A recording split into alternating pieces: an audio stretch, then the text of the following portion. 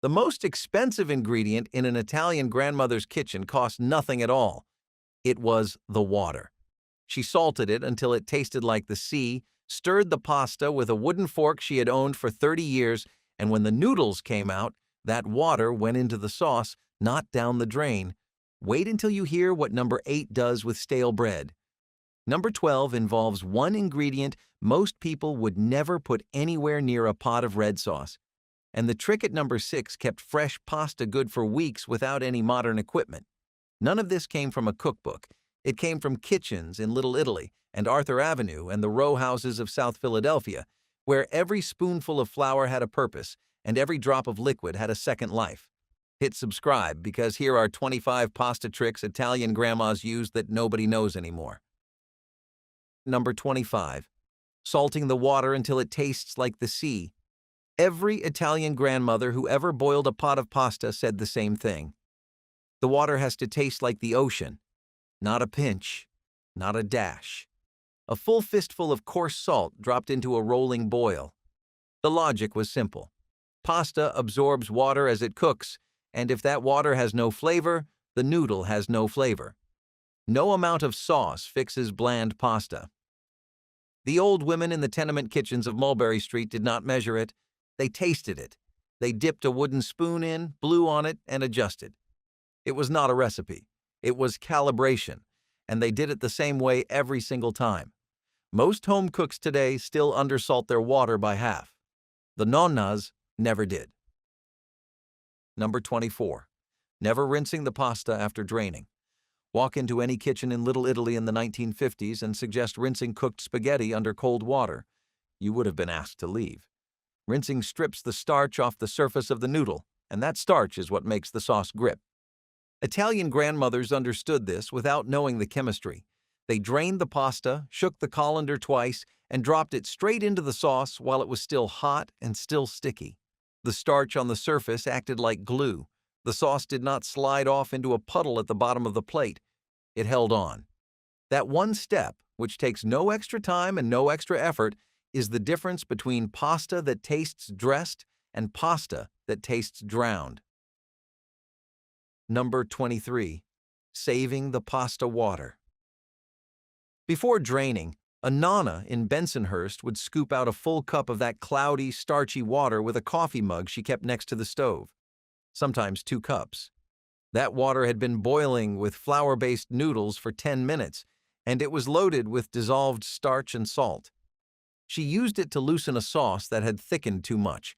She used it to stretch a pot of soup when an extra mouth showed up at the table. She used it to emulsify oil and cheese into a smooth coating for cacio e pepe. Some grandmothers saved it overnight in a jar and used it the next morning to start a bean pot. The water had already done its first job. Its second job was just as important. Restaurants figured this out decades later and started calling it liquid gold. The nonnas just called it water. Number 22. Drying fresh pasta on broomsticks and clean bed sheets. In the tenement apartments along Arthur Avenue in the Bronx, there was no counter space for a pasta rack, so the broom handle came off the broom, got wiped clean, and was balanced between 2 chair backs. Long noodles like fettuccine and tagliatelle hung over it in curtains. When that filled up, clean cotton bed sheets were spread across the bed, and the shorter shapes went there. The point was airflow. Fresh pasta needs to lose surface moisture before it goes into the pot, or it clumps.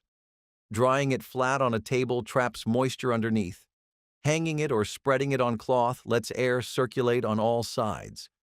Walk through any Italian neighborhood in the Bronx on a Saturday morning in the 1960s, and half the bedrooms smelled like flour and egg. Number 21. Making the dough by feel, never by measurement. Pour the flour onto the board, make a well in the center, crack in the eggs, pull the flour in from the edges with a fork. That was the instruction, and it was the only one. No measuring cup, no kitchen scale, no recipe card. An Italian grandmother in South Philadelphia could tell by the way the dough pulled against her fingers whether it needed more flour or another splash of water. She pressed her thumb into it. If it sprang back slowly, it was ready. If it stuck, she dusted more flour. If it cracked, she wet her hands and worked it again. This was not imprecision. This was a different kind of precision, one built on thousands of repetitions over decades. A kitchen scale measures weight. Her hands measured readiness. The dough told her what it needed, and she listened. Number 20. Stretching one egg across an entire batch of dough. Eggs were not cheap in Little Italy in the 1930s. A family on Hester Street might keep a few chickens in a backyard coop behind the tenement, and those eggs had to serve breakfast, pasta, and sometimes a frittata from the same dozen. So Italian grandmothers learned to stretch. The standard ratio most cookbooks print today is 1 egg per 100 grams of flour. A nonna, with 5 mouths to feed and 3 eggs to last the week, used 1 egg for a batch that should have taken 2 or 3. She compensated with water. A splash of tepid water, maybe a teaspoon of olive oil, worked into the flour alongside that single egg. The dough came out slightly paler, a little less rich, but still pliable and still strong enough to roll thin. The texture changed, too. With less egg, the pasta had more chew and less tenderness, which actually held up better in brothy soups and heavy meat sauces. The noodles did not fall apart. They bit back. Some grandmothers went further. On the weeks when even 1 egg was too much, they made the dough with just flour, water, salt, and a few drops of oil. No egg at all. The result was a firmer, rougher noodle that grabbed sauce the way a polished egg noodle never could. In Puglia, orecchietta was made this way for centuries, not because anyone preferred it, but because egg noodles were a luxury that the South could not always afford. The trick was knowing how much water to add, and that knowledge lived in the hands, not on a page. The women who pulled this off did not talk about ratios. They talked about what the dough felt like on Tuesday versus what it felt like on Sunday, when there might be an extra egg to spare. That difference, 1 egg or 2, determined the entire character of the meal. Number 19, resting the dough under an overturned bowl. After kneading, every Italian grandmother covered the ball of dough and walked away, not with plastic wrap, not with a damp towel. She turned a ceramic bowl upside down over the dough on the board and left it alone for 30 minutes, sometimes longer. The resting period lets the gluten relax. Gluten strands that were stretched and tightened during kneading need time to loosen before the dough can be rolled thin without snapping back. Try to roll fresh dough immediately after kneading and it fights you. It shrinks. It bounces back to a smaller shape. Rest it, and it surrenders. The overturned bowl trapped just enough humidity to keep the surface from drying out while the inside softened. Simple, quiet, essential. Number 18, kneading with body weight, not arm strength. Watch a young cook knead pasta dough and you will see arms pumping, shoulders tense, hands gripping hard. Watch a 70-year-old nona from Calabria do the same thing, and what you see is weight. She leaned into the dough with the heel of her palm, let her body do the pressing, and barely moved her arms at all. The dough sat on a heavy wooden board, and she stood close enough to push forward with her torso rather than reaching with her hands. This was not laziness. It was physics. A person who kneads with arm strength tires in 5 minutes. A person who leans forward with body weight can knead for 20 minutes without fatigue.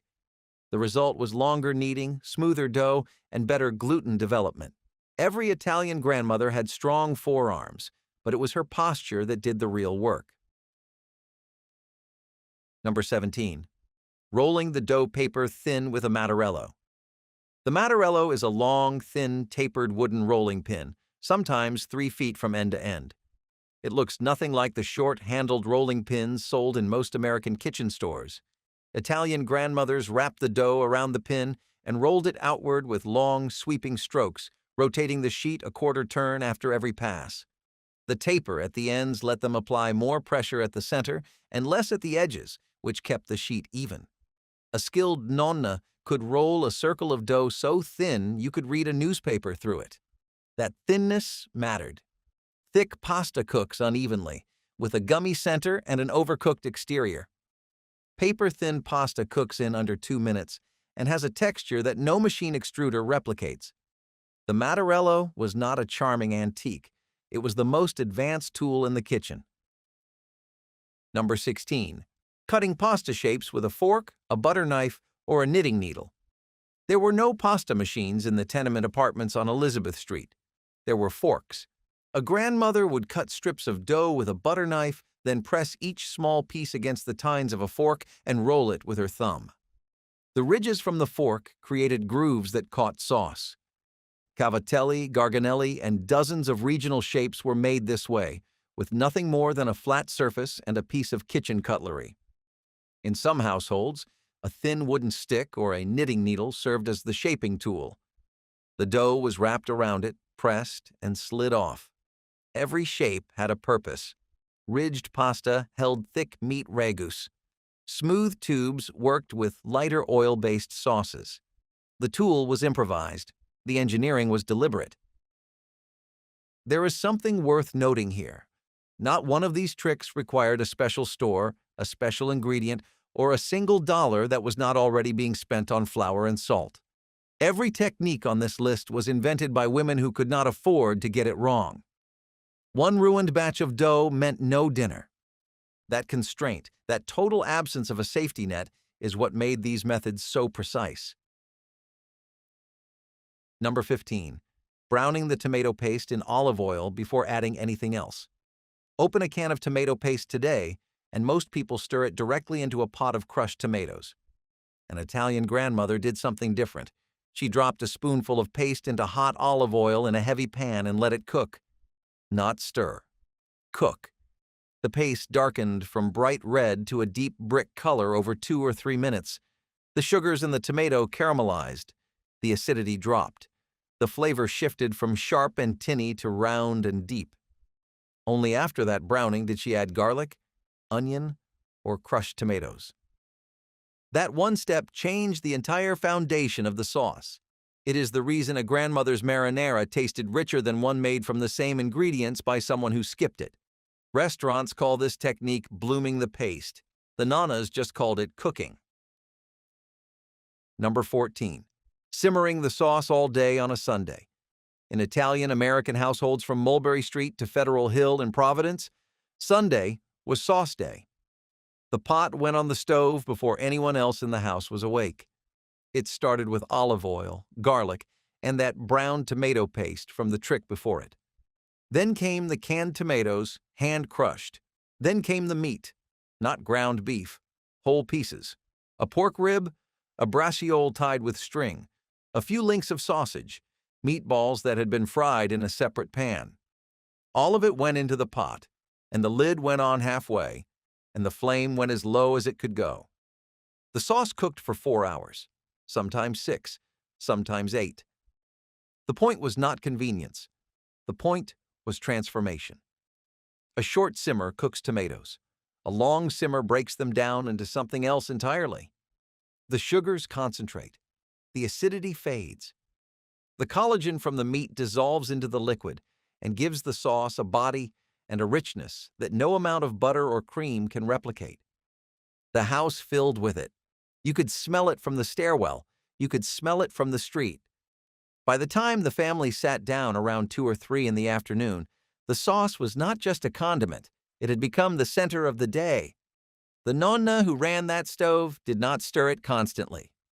She checked on it once an hour, gave it a slow turn with a wooden spoon, adjusted the flame if the bubble was too fast, and went back to her morning. The sauce did not need attention. It needed time. And time was the one ingredient she always had enough of, because she had planned for it since Saturday night when she set the dried beans to soak and the meat to salt. The whole week pointed toward that pot. Number 13. Dropping a Parmigiano Reggiano rind into the sauce. After grating the last usable piece of cheese from a wedge of Parmigiano, a nonna did not throw the rind away. She dropped it into the simmering sauce.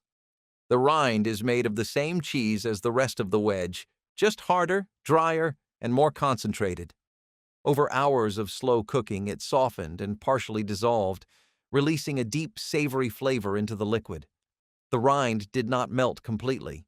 It turned into a soft, chewy piece that the grandmother usually fished out before serving, though sometimes a lucky grandchild found it in their bowl and ate it like a prize. Some families kept a small bag of rinds in the freezer, collected over months to have a supply ready for sauce day. The cheese was expensive. The rind was free. Number 12. Using anchovy as an invisible seasoning in red sauce. Tell most people that there is anchovy in their tomato sauce and they will push the plate away. That reaction is exactly why Italian grandmothers never mentioned it. 1 or 2 fillets, dropped into hot olive oil at the very beginning of cooking, dissolved within 30 seconds into nothing visible. No fish taste, no fish smell, no trace at all, except a deeper, rounder, more satisfying flavor that nobody at the table could identify. The anchovy acts as a natural source of glutamate, the compound that makes food taste full and layered. It does the same job that soy sauce does in East Asian cooking, boosting every other flavor without announcing itself. The grandmothers who used this trick learned it from their own mothers, and none of them had ever heard the word umami. They just knew that the sauce tasted flat without it and alive with it. Number 11. Adding a ladle of pasta water to bind the sauce. This is different from number 23, which was about saving the water. This is about when and how it gets used. Just before the pasta was ready, the nonna pulled a ladle of that starchy cooking water and poured it directly into the sauce. Then she tossed the drained pasta into the same pan. The starch in the water acted as an emulsifier, binding the oil and the tomato into a smooth, glossy coating that clung to every strand. Without it, oil-based sauces like aglio e olio separate on the plate into a greasy puddle. With it, the sauce and the noodle become one thing. This is the single most important technique that separates great pasta from average pasta, and most home cooks still skip it. The nonnas did it without thinking. It was as automatic as salting the water. Number 10. Finishing the pasta in the sauce, not on the plate. In most American households, pasta gets drained, placed on a plate, and topped with a ladleful of sauce from a separate pot. In an Italian grandmother's kitchen, the pasta never touched a plate until it was finished. She pulled the noodles out of the water with tongs or a spider strainer and dropped them directly into the pan of simmering sauce. Then she tossed them together over heat for 60 to 90 seconds. The pasta absorbed some of the sauce. The starch on the surface mixed with the liquid. The noodle and the sauce stopped being 2 separate things and became one dish. This is why her spaghetti tasted like the sauce had been cooked into it. Because it had been. The plate was the last stop, not the mixing bowl. Every single one of these techniques was born from a kitchen where the margin was razor thin. A woman feeding 6 people on a laborer's wages in the Bronx in the 1940s could not afford a failed sauce or a wasted egg. She could not afford to throw away pasta water or cheese rinds or bread that had gone stale. So she found a use for all of it. What looked like thrift from the outside was engineering from the inside. Number 9. Undercooking the pasta by 2 full minutes before adding it to the sauce. This is the trick that professional chefs now call cooking al dente, but Italian grandmothers were doing it long before that phrase appeared on the back of a box. The noodle comes out of the water firm, almost hard at the center, with a visible white line when you bite through it. It looks unfinished. It is. The final 2 minutes of cooking happen in the saucepan, where the pasta absorbs liquid and finishes softening in the flavor it is meant to carry. This accomplishes 2 things. First, the pasta does not overcook. By the time it reaches the table, it has hit the exact point of tenderness without going a second past it. Second, the absorption. A noodle that enters the sauce slightly undone acts like a sponge. It pulls the sauce into itself instead of just wearing it on the surface. The result is pasta that tastes like the sauce from the inside out. Most home cooks boil the pasta until it is completely soft, drain it, and pour sauce on top. That gives you 2 separate layers sitting on a plate. The nonna's method gives you one unified thing. She tested it by biting a single strand, and she pulled the entire pot off the heat while it still had resistance. It felt wrong the first time you watched her do it because the pasta seemed raw. 3 minutes later, in the sauce, it was perfect. The timing was not a guess. It was a practiced instinct, refined over decades of standing at that same stove. The difference showed on the plate. Pasta cooked her way held its shape through the entire meal. It did not turn to mush in a bowl of leftover soup the next day. It did not collapse under a heavy ragu. Undercooking was not impatience. It was the most calculated move in the entire process. Number 8. Making pangrattato from stale bread. When the bread went hard, an Italian grandmother did not throw it away. She grated it on a box grater or broke it apart with her hands, then toasted the crumbs in a pan with olive oil and a pinch of salt until they turned golden and crunchy. This was pangrattato, which translates roughly to grated bread, and it served as a substitute for grated cheese. In southern Italian households where Parmigiano was too expensive for everyday meals, pangrattato went on top of everything. Pasta with garlic and oil, pasta with sardines, pasta with cauliflower. The crumbs gave texture, a savory crunch, and a toasted flavor that worked differently from cheese but filled the same role on the plate. Some grandmothers added a clove of garlic to the pan while toasting. Others added a few red pepper flakes. The base was always the same. Bread that would have been garbage became a finishing touch that restaurants today charge extra for. Number 7. Toasting dry pasta in olive oil before boiling it. For soups and brothy dishes, some Italian grandmothers did something that sounds like a mistake. They took dry, uncooked pasta, broke it into short pieces, and toasted it in a pan with olive oil until it turned light brown. Then they added broth directly to the pan and let the pasta cook in the liquid. The toasting did two things. It created a nutty, deeper flavor in the noodle itself, and it changed the starch on the surface so that the pasta thickened the broth as it cooked.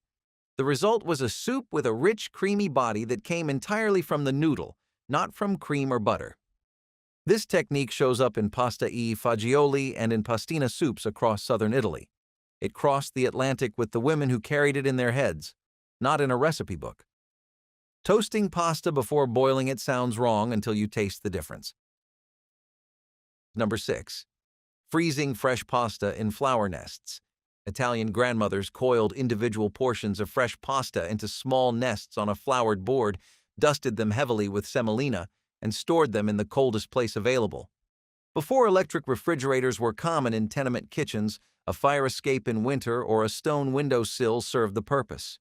The semolina coating absorbed surface moisture and kept the nests from sticking together or forming ice crystals. The nests froze solid overnight and could be stored in a cloth sack for a week or more.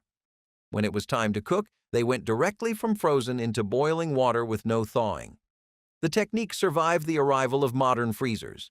Italian grandmothers in the 1970s still made nests a dozen at a time and kept them stacked in the freezer, ready for any weeknight when fresh pasta was needed and time was not. Number 5. Adding a raw potato to fix an oversalted sauce. Everyone makes this mistake once.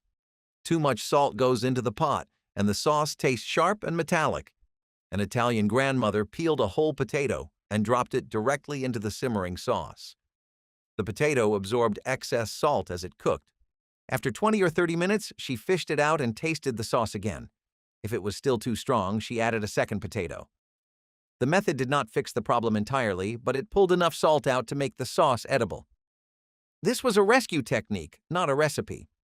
It meant the sauce survived instead of being poured out. In a kitchen where wasting a full pot of sauce meant the family went without, that potato was the difference between dinner and nothing. Number 4.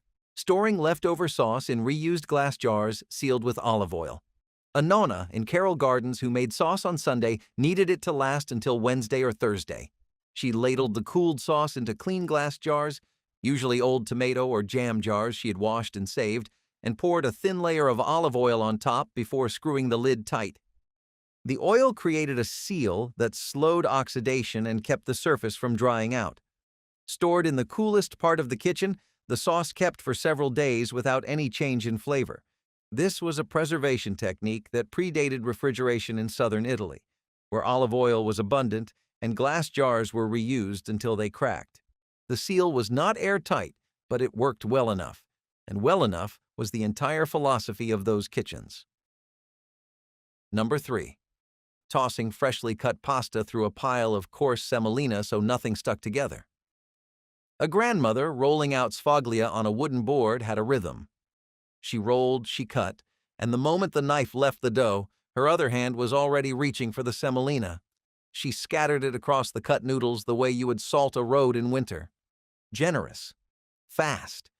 Every strand got dusted before it had a chance to touch its neighbor. Egg pasta is sticky. Fresh tagliatelle left on a board for even 2 minutes without something between the strands will fuse into a single flat sheet, and no amount of pulling will separate it without tearing.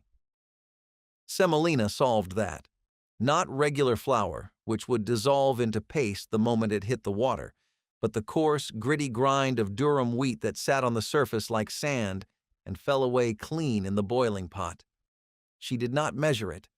She grabbed a fistful and tossed it the way her mother had, and her mother before that. By the time the water reached a rolling boil, every strand on that board was dry to the touch and ready to drop in without a single one clinging to another. Number 2. Always using a wooden spoon. Metal spoons scratch the bottom of a tin-lined pot and leave gray streaks in the sauce. They conduct heat too, which means a metal spoon left in a simmering pot gets too hot to hold.